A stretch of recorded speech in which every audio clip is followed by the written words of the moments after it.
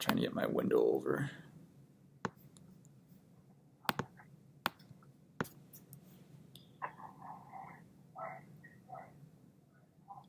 We are joined by another GMAC Volleyball Athlete of the Week from Cedarville University, this time senior outside hitter Hannah Wagner. Hannah, back-to-back Lady Jackets have earned the weekly GMAC honor after Tori Thompson did last week. You guys seem to be really finding a comfortable rhythm out there, particularly in conference play, now at 8-1.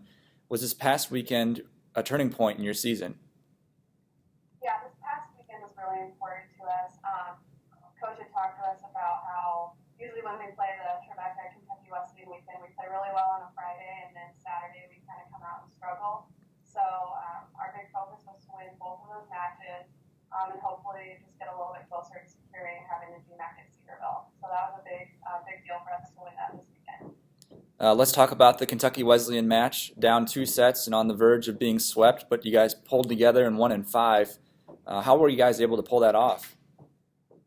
Yeah, after those first 2 sets, we were for a little bit feeling the pressure, but I remember at the end of the second set, we all just kind of came together on the floor, the 6 of us that were out there, huddled up, and we were just like, we need to play together and do this for each other right now and work our hardest. And we went to the locker room at the 10-minute break.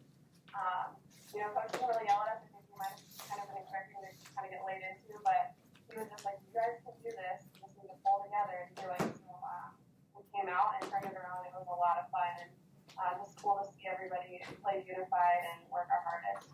Trevecca is another team towards the top half of the standings, and you guys took care of business against the Trojans with the sweep. What was your strategy in trying to slow down the frontline hitting?